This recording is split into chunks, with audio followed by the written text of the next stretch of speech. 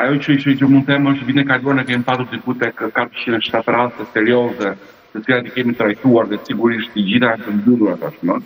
Faqe, profile, mesazhe ose postime që pa diskutim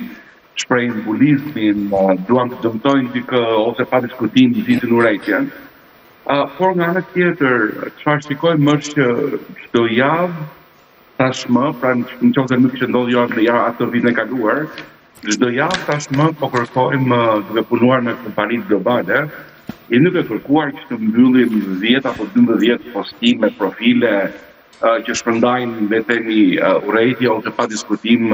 nxisin bulizmin online. Dhe mos së fundi mos duhet të them që në mënyrë suksesshme sa kemi mbyllur në fakt javën e kaluar edhe një grup në Discord, që është në fakt një platformë do thosha serioze,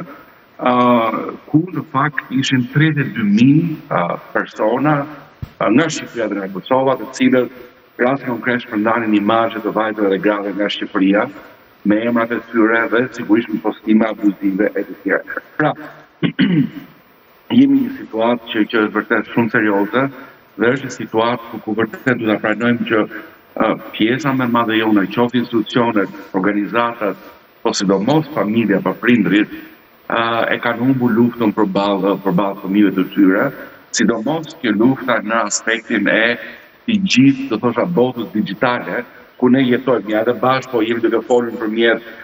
një mjeti digital siç është celulari dhe siç është WhatsApp-i.